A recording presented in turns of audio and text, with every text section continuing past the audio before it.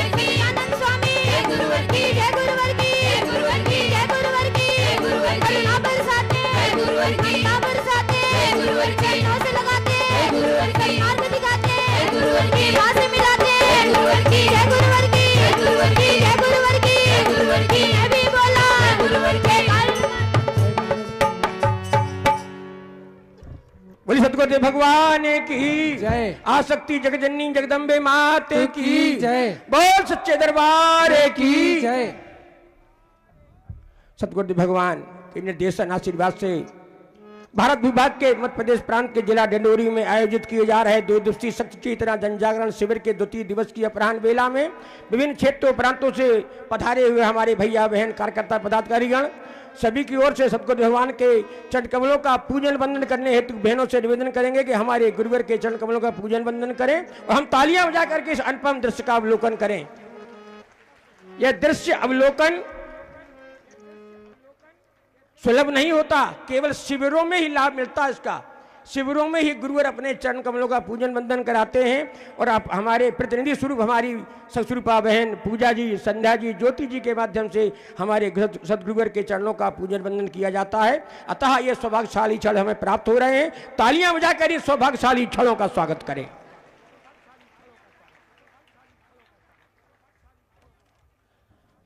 परम पूज्य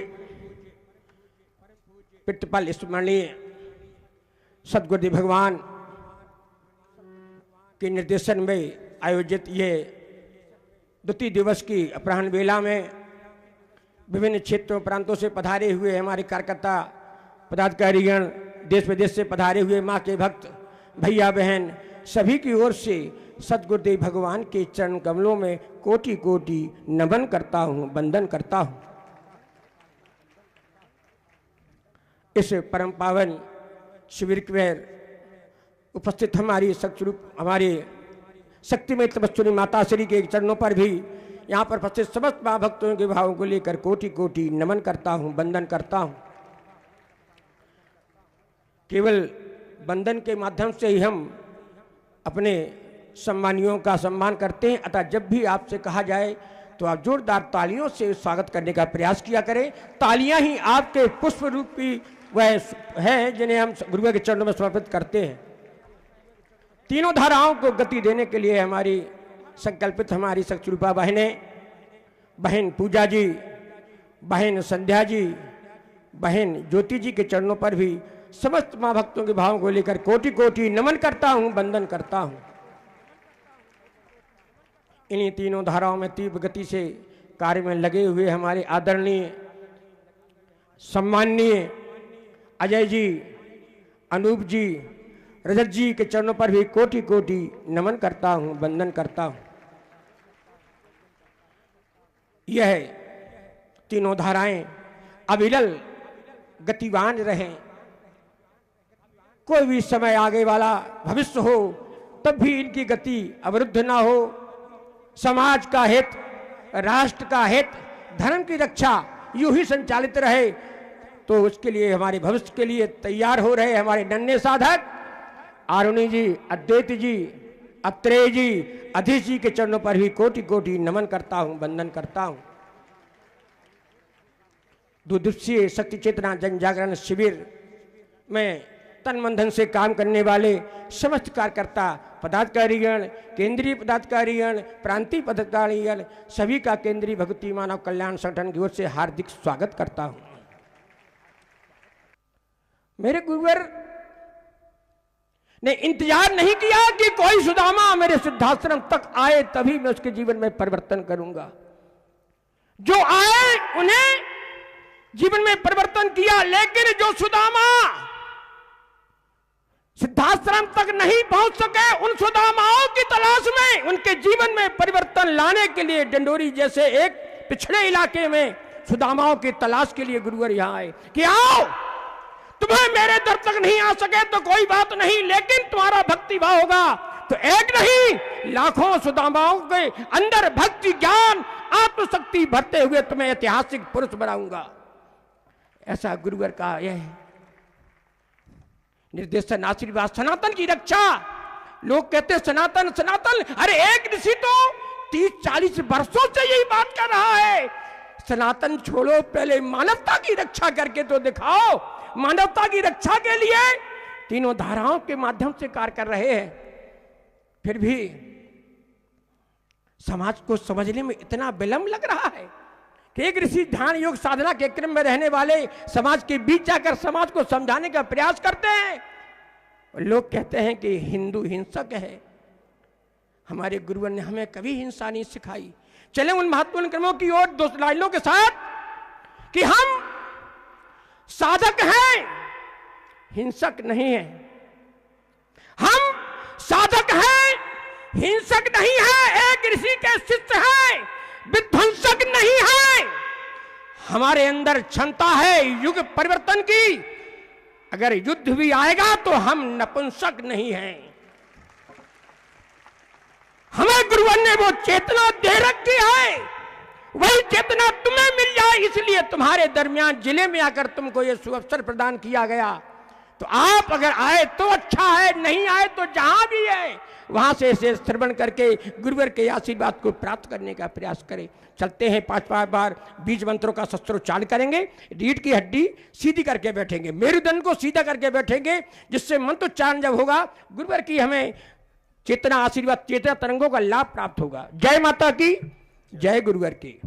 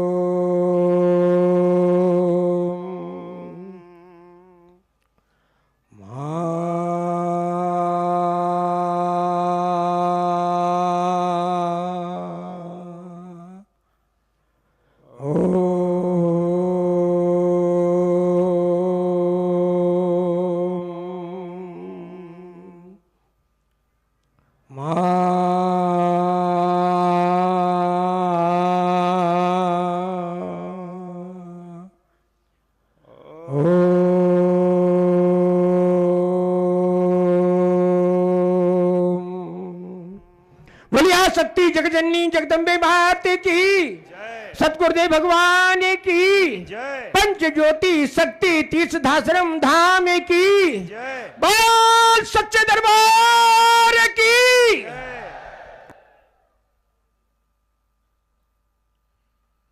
माता स्वरूपम देवी स्वरूपम प्रकृति स्वरूपम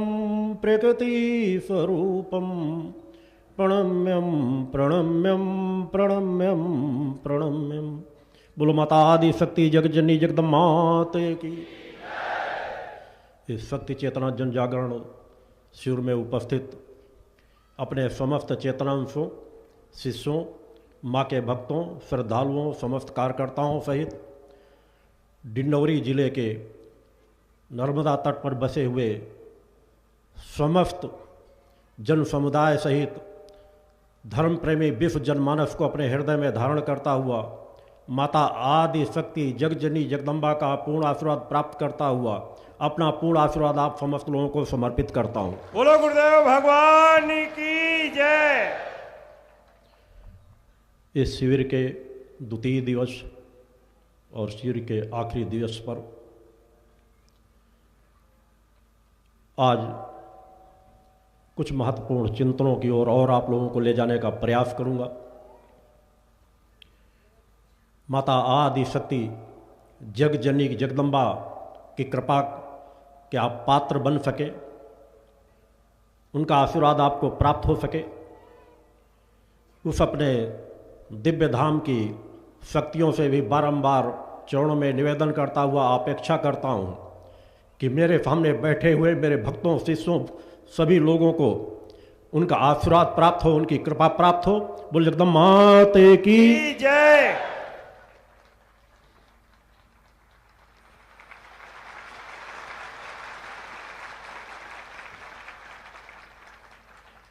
ममतामयी माँ का जब हम स्मरण मात्र करते हैं तो सहज भाव से हमारे अंदर ममता, दया, प्रेम, करुणा, वात्सल्य हिलोरे लेने लगता है।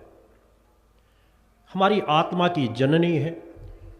अनेकों मंचों से मेरे द्वारा अवगत कराया गया है कि माता आदि शक्ति जगजननी जगदम्बा भगवती दुर्गा जी की साधना से सरल, सहज और कोई भी दूसरे देवों की साधना नहीं है। वो हमारी आत्मा की जननी है। देव अनेकों हो सकते, हमारे लिए सभी पूज्य हैं। हर काल परिस्थितियों में उन्होंने समाज में आकर के समाज का कल्याण किया है, समाज की सहायता की है, देवों की सहायता की है। मगर हमारी जो अजन्मा अविनाशी सत्ता है और हम जिस आत्म तत्व को आदि शक्ति जगजननी जगदम्बा का ही अंश है, माता भगवती हमारी मूल इष्ट है, जन जन की मूल इष्ट है। माता भगवती की आराधना से बढ़कर के और कोई दूसरी साधना आराधना नहीं। माता भगवती की आराधना जितनी सहज तरीके से की जा सकती है उतनी सहज कोई भी दूसरी साधनाएं नहीं है। अनेकों रास्ते, अनेकों मार्ग, अनेकों मंत्र आप लोगों को प्रदान किए गए हैं। आज भी प्रातः 3000 से अधिक लोगों ने दीक्षा प्राप्त की, 34-35 लोगों की उपस्थिति थी। शिविर दर शिविर जो समाज में परिवर्तन आ रहा है, भक्ति मानव कल्याण संगठन के कार्यकर्ता जो स्वयं अपने जीवन में परिवर्तन डालते हैं और फिर समाज में भी परिवर्तन डालने के लिए सतत प्रयासरत रहते हैं, कार्य कर रहे हैं, उन समस्त कार्यकर्ताओं को भी मैं इस मंच से अपना पूर्ण आशीर्वाद प्रदान करता हूँ। बोलो गुरुदेव भगवान की जय। क्योंकि हम मूल उसी लक्ष्य को लेकर चल रहे हैं कि हम बदलेंगे तो जग अवश्य बदलेगा, इसमें दो मत नहीं है। अगर हम अपने अंदर के पुष्प को खिलाने में सफल हो गए तो उससे बगल से निकलने वाला, उसका अनादर करने वाला भी उसकी सुगंध से बच नहीं सकेगा। अतः अपने आत्मा रूपी पुष्प को खिलने दो, उसकी सुगंध को फैलने दो। एक ऐसे आत्म तत्व को लेकर सभी आप, हम और आप सभी जीवन जी रहे हैं जिसमें निखिल ब्रह्मांड समाहित है, अनंत लोकों की शक्तियां समाहित हैं, अनंत लोकों का ज्ञान समाहित है, वेदों, पुराणों, उपनिषदों का ज्ञान समाहित है। कुछ भी उससे परे नहीं है। फिर भी मानव दीनहीन, असमर्थ, असहाय जीवन जीता है। पतन के मार्ग में सतत जाता जा रहा है, क्योंकि हमने तीनों सत्ताओं को भुला दिया। परम सत्ता माता भगवती आदि शक्ति जगत जननी जगदम्बा को, गुरु सत्ता को हमने बुला दिया और अपने आत्म सत्ता को हमने बुला दिया। ये तीन ऐसी सत्ताएं हैं जिनमें आस्था विश्वास को दृढ़ प्रतिज्ञ होकर के जीवन जीने वाला कभी भी असमर्थ नहीं रह सकता। अपनी आत्मा पर विश्वास करो। तुमसे, तुम्हारी आत्मा से सगा तुम्हारे पास और कोई नहीं है। गुरु से ज्यादा सगा तुम्हारा अपना और कोई नहीं है। और माता आदि शक्ति जगत जननी जगदम्बा भगवती से ज्यादा सगी आपकी और कोई सत्ता नहीं है। इन सत्ताओं का एकाकार कर लेना ही जीवन की पूर्ण मुक्ति है। अपनी आत्मा को पहचानने का प्रयास करो, उसे दूर मत भगो। जब तुम केवल भौतिकतावाद में लिप्त हो जाओगे तो आत्मा की चेतना तरंगे दबनी प्रारंभ हो जाएंगी। आपकी सुषुम्ना नाड़ी पे आवरण पड़ने प्रारंभ हो जाएंगे। परम सत्ता ने क्या कुछ नहीं दे रखा, फिर भी मनुष्य देवी देवताओं को दोष देता रहता है। अपने अंदर झांक करके तो देखो। परम सत्ता ने वो सभी चक्र आपके शरीर में स्थापित कर रखे हैं, जिन चक्रों को जगाकर, जिनकी ऊर्जा को प्राप्त कर आप मानव से महामानव बन सकते हो, देवत्व को प्राप्त कर सकते हो, ऋषित्व को प्राप्त कर सकते हो, जिसे पाने के लिए देवता भी तरसते हैं। मानव जीवन पाने के लिए देवता तरसते हैं और मानव जीवन पाने वाले अपने आप को ही नहीं पहचानना चाहते। जिस दिन अपने आप को पहचान जाओगे तुम्हारा जीवन बदलना प्रारंभ हो जाएगा। उसके लिए पहचानने के लिए प्रयास तो करना ही पड़ेगा, कहीं ना कहीं से शुरुआत तो करनी ही पड़ेगी। अगर भटकाव होकर के हम कहीं गलत रास्ते पर चले गए हैं तो वहां पे मुड़ करके हमें आकर के सही रास्ते पे चलना ही पड़ेगा, इसके अलावा और कोई मार्ग नहीं है। दुर्भाग्य से हम काफी लंबे अंतराल तक गुलाबी के शासन काल में रहे। साधक तपस्वी पैदा होने बंद हुए। ऐसा नहीं कि साधक तपस्वी नहीं है, मगर जैसा समाज का वातावरण बनता है वैसी आत्माएं समाज के बीच उपस्थित होती है।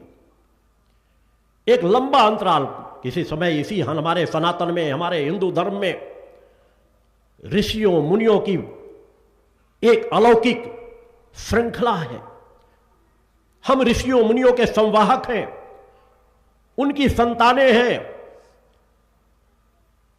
हमारे ऋषियों मुनियों के पास अलौकिक शक्ति सामर्थ्य थी, इसी मानव जीवन में तो पाकर के, जिसके सामने देवता भी नतमस्तक होते थे।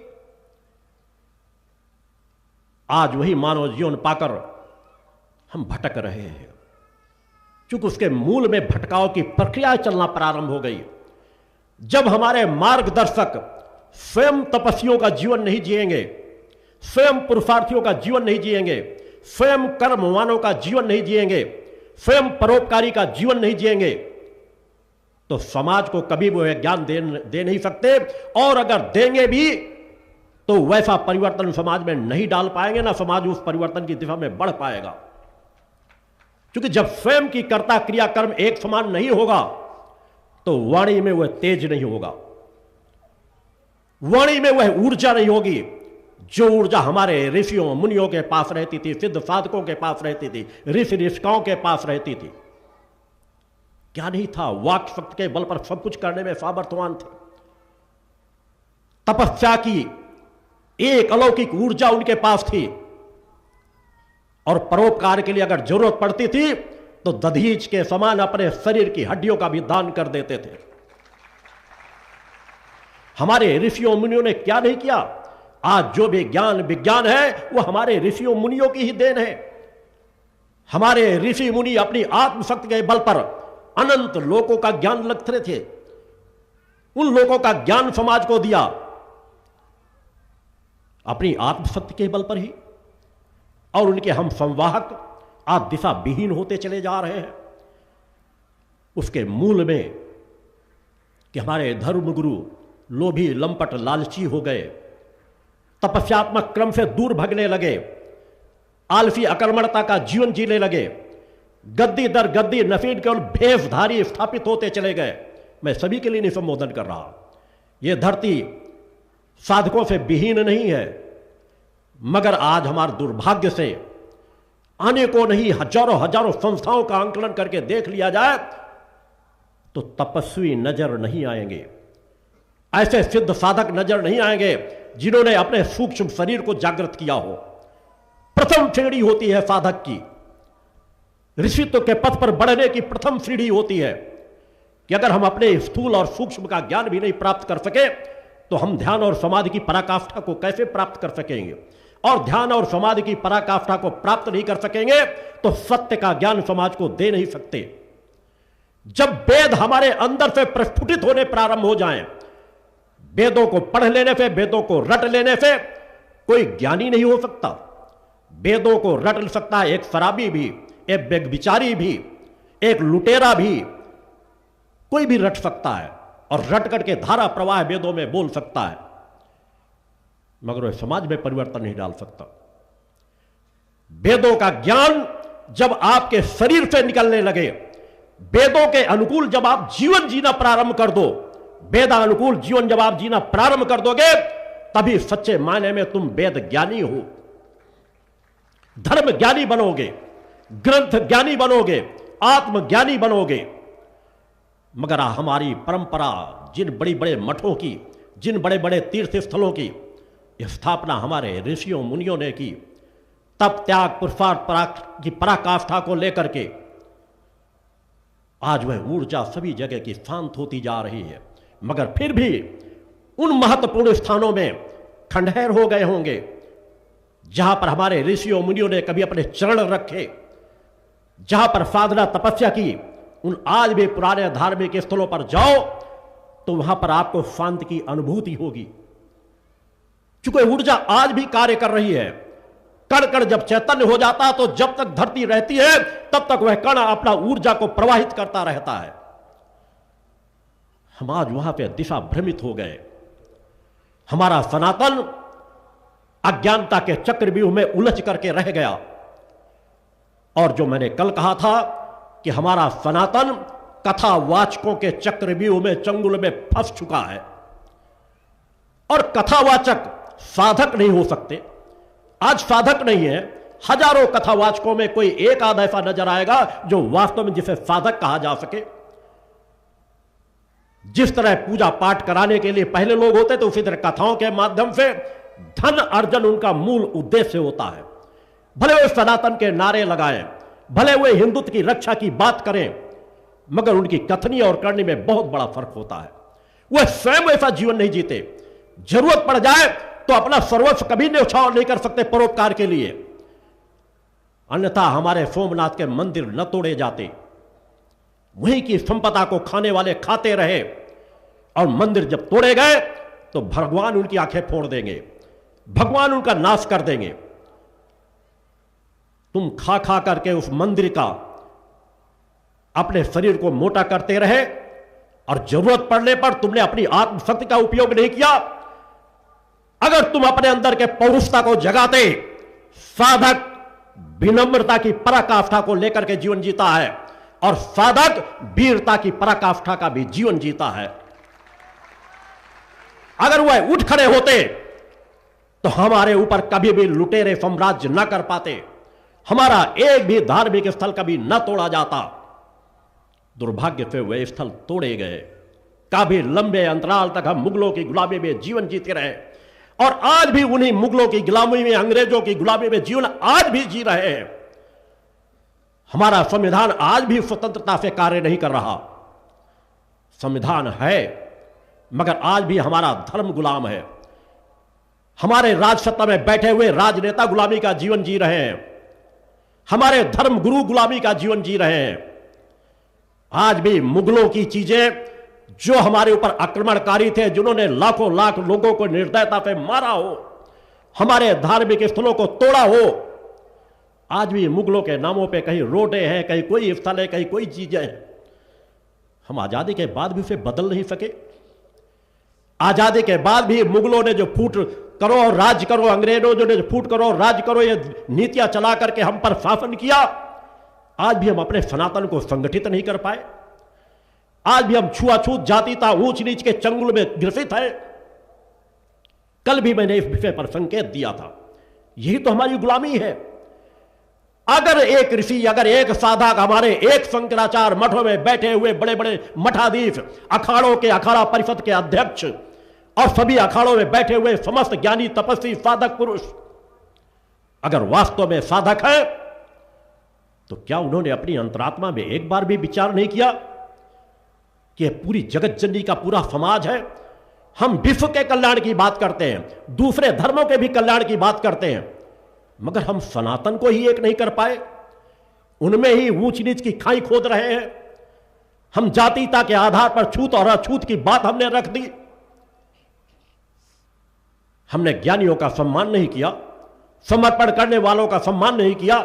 हर समाज में वो समर्पण करने वाले हैं, ज्ञानी हैं, तपस्वी हैं, पुरुषार्थी हैं, परोपकारी हैं।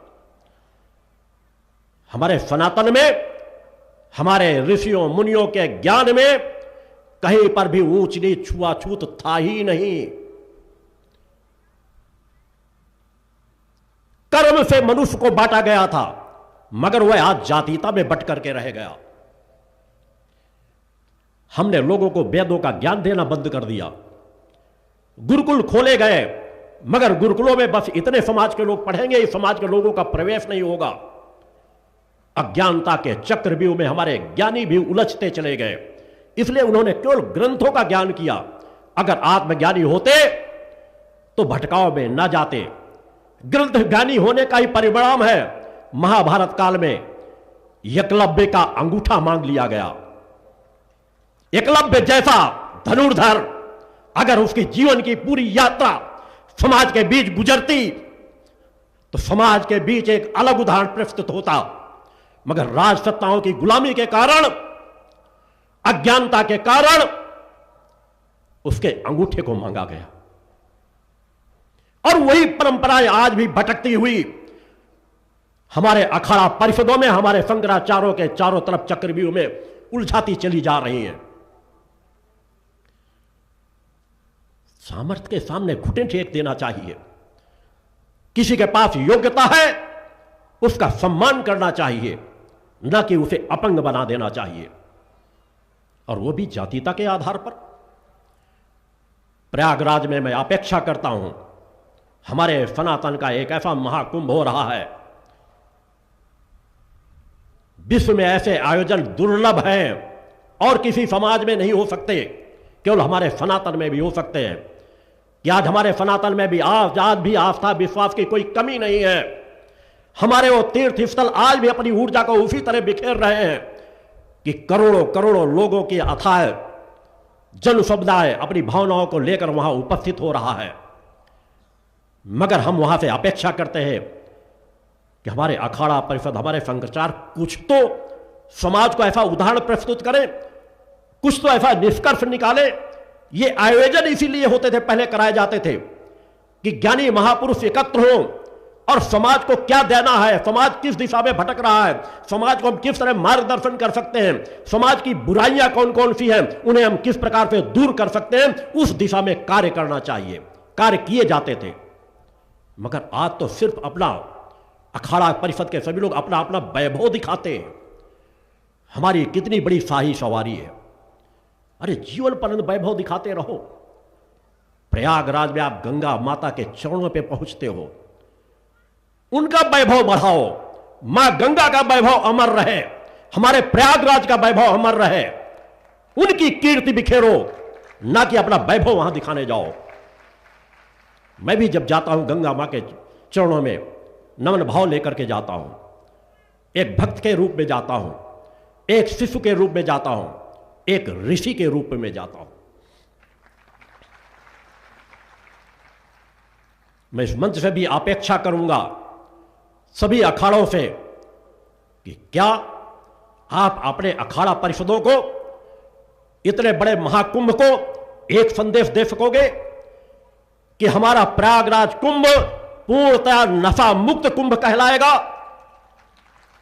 बहुत बड़ा समय लगाएगा। जाते जाते भी एक बार निर्णय दे दो कि कोई साधु संत सन्यासी नागा या कोई भी साधक हो, कोई गांजा चिलिम नहीं लगाएगा, कोई नशा नहीं करेगा, यही तो पतन के कारण है। हम क्या सुधार करते हैं मां गंगा के जैसी पवित्र नदी के तट पर पहुंच करके। भीष्म पितामह गंगा पुत्र थे, क्या वो गंजेड़ी थे, नशेड़ी थे, शराब पीते थे? साधक थे, तभी अलौकिक शक्ति सामर्थ्य को लेते थे। मगर आज हमारे गंगा के तट पर क्या हो रहा है? परंपराओं के नाम पर कहां धर्म में गांजा लिखा हुआ है?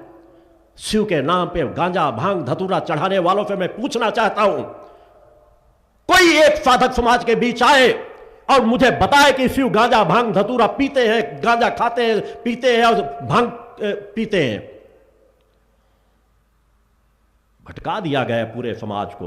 हमारे त्रिदेवों जैसे पवित्र कोई देव नहीं है, शिव के समान पवित्र कोई देव नहीं है।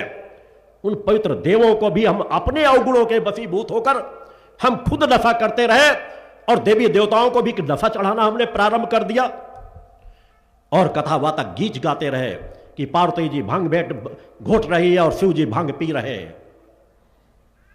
हमने देवी देवताओं के लिए किस तरह के दिशा भ्रमित बातें कहना हमने प्रारंभ कर दी। आओ इस अभियान में सब, आओ इस अभियान में, आओ इस अभियान में सब, आओ इस अभियान में, आओ इस अभियान में सब, आओ इस अभियान में। जन सुधार अभियान छिड़ा है, जन सुधार अभियान छिड़ा है सारे हिंदुस्तान में। आओ इस अभियान में सब, आओ इस अभियान में, आओ इस अभियान में सब, आओ इस अभियान में।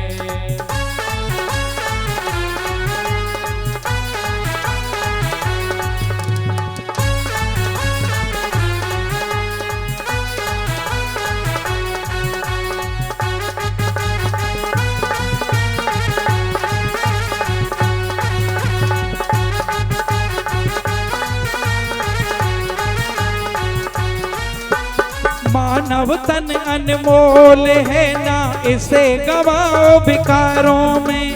समृद्धि सुख और शांति हो सबके परिवारों में। यही लक्ष्य है ऋषि राज का, यही लक्ष्य है ऋषि राज का, सबके हित कल्याण में। आओ इस अभियान में सब, आओ इस अभियान में, आओ इस अभियान में सब, आओ इस अभियान में।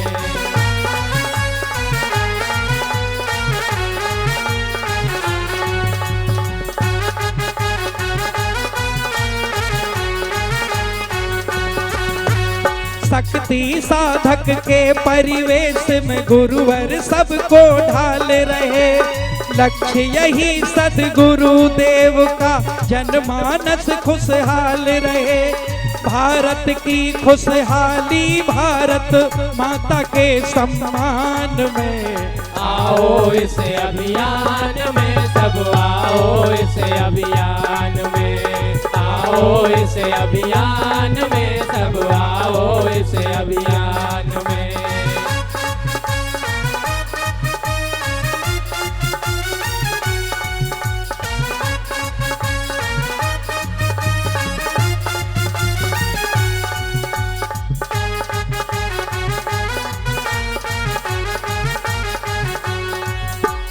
नशे मांस से होके मुक्त जियो जीवन चरित्रवानों का।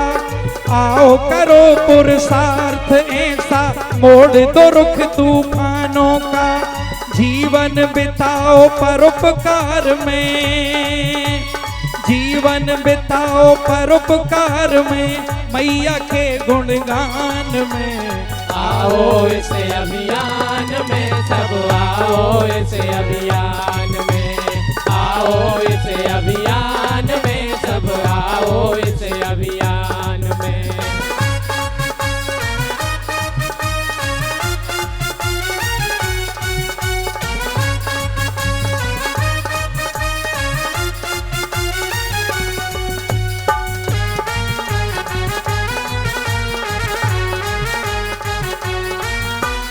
गुरुवर कहते जीवन सारा जन जन के हित जीना है। छोड़ो विषय विकार सभी, माँ भक्ति का अमृत पीना है। माँ ही निखिल ब्रह्मांड की जननी, माँ ही निखिल ब्रह्मांड की जननी, सदा रहे ये ध्यान में। आओ इस अभियान में सब, आओ इस अभियान में, आओ इस अभियान में सब, आओ इस अभियान में।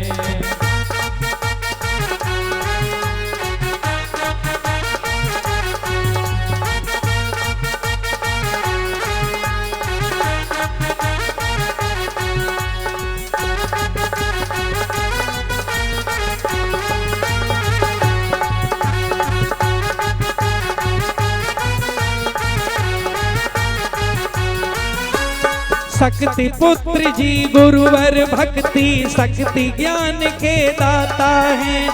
महातपस्वी कृपा सिंधु योगेश्वर युग निर्माता हैं। तप की दिव्य तरंग प्रवाहित, तप की दिव्य तरंग प्रवाहित करते सकल जहान में। आओ इस अभियान में सब, आओ इस अभियान में, आओ इस अभियान में सब, आओ इस अभियान में। जन सुधार अभियान छिड़ा है, जन सुधार अभियान छिड़ा है सारे हिंदुस्तान में। आओ इस अभियान में सब, आओ इस अभियान में, आओ इस अभियान में सब, आओ इस अभियान में, आओ इस अभियान में सब, आओ इस अभियान